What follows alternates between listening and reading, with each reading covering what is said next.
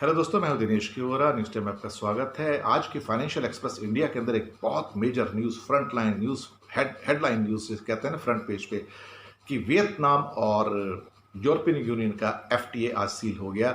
और अभी इसी हफ्ते से उनके सारे के सारे जो एक्सपोर्ट्स हैं वो ख़ास तौर से जो वियतनाम से जाएंगे यूरोपियन यूनियन के अंदर, वो सारे के सारे ड्यूटी फ्री होंगे, ज़ीरो ड्यूटी पे, फ्री ट्रेड एग्रीमेंट। अल्टीमेटली इस ट्रेड एग्रीमेंट को बहुत सारे डेवलपिंग नेशंस यूरोपियन यूनियन के साथ चाहते थे, लेकिन आज तक कभी किसी का नहीं हुआ। वियतनाम दुनिया में, डेवलपिंग वर्ल्ड में पहला कंट्री ऐसा बन गया जिसका यूरोपियन यूनियन के साथ फ्री ट्रेड एग्रीमेंट हुआ, एफटीए। यानी कि यूरोपियन यूनियन से जो भी सामान वियतनाम में आएगा ड्यूटी फ्री होगा, और वियतनाम से जो भी सामान खास तौर से वहां पर जाएगा यूरोपियन यूनियन में, वो ड्यूटी फ्री होगा। और ये सबसे ज़्यादा फायदा मालूम है इसमें किसका है? चाइना का। क्योंकि चाइना के हंड्रेड्स ऑफ यूनिट्स वियतनाम में हैं, और कुछ और यूनिट्स अब चाइना रेलोकेट करने जा रहा है जानबूझ के वियतनाम के अंदर। क्योंकि बहुत सारे लोग जो चाइना के प्रति सेप्टिकल हैं, चीज़ें चाइनीज़ होंगी लेकिन लेबल मेड इन वियतनाम का होगा, और वो उसको ड्यूटी फ्री एक्सेस मिलेगी वहाँ से। इवन वियतनाम से जो भी एक्सपोर्ट इंडिया को है वो भी कंसेशनल हो जाते हैं। और इसके अलावा बहुत सारी चीज़ें होंगी दुनिया के अंदर, जो खासतौर ट्रेड की जो एक ट्रेजेक्ट्री है, जो टेक्सचर है, वो चेंज होने जा रहा है।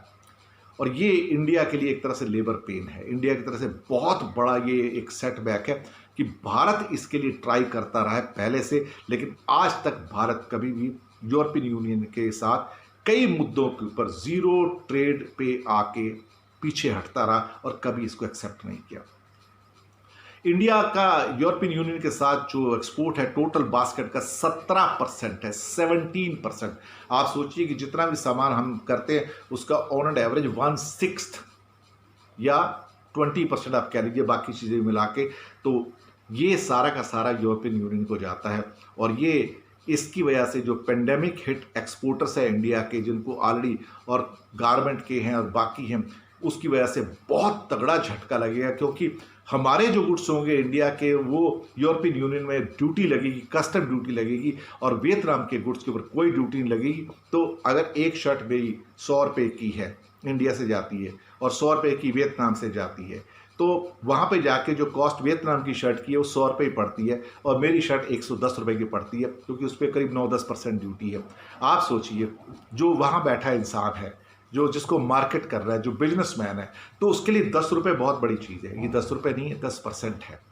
तो उसको 10% के अंदर उसका ट्रेड, उसका जो बेनिफिट्स कितने आते हैं, वो इंडिया से क्यों इंपोर्ट करेगा? वो वियतनाम से इंपोर्ट करेगा। ये चीज़ सारी की सारी आ रही है। और ये पैक्ट जो हुआ है यूरोपियन यूनियन और वियतनाम का, वो एशियन राइवल्स के लिए बहुत बुरा है, खास तौर से इंडिया के लिए, जिसमें फुटवेयर्स हैं, मरीन प्रोडक्ट्स हैं, प्लास्टिक है, रबर है, लेदर है, कॉफ़ी है, गारमेंट्स हैं। हर क्षेत्र में इंडिया को नुकसान होगा वहां पे जाके।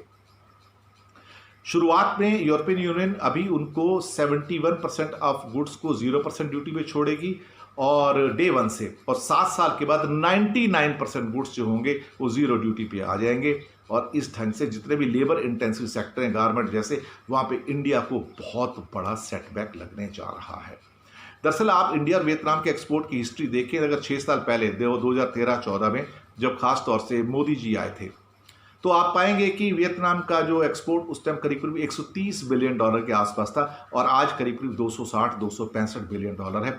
इंडिया का एक्सपोर्ट उस टाइम करीब करीब $320 बिलियन था, आज भी करीब करीब $320 बिलियन है। तो हमारी 0% ग्रोथ हुई 6 साल में, जबकि इन्हीं 6 सालों में वियतनाम का एक्सपोर्ट 2 गुना हो गया, 200% का गेन हुआ है, यानी कि पूरा पूरा डबल हो गया।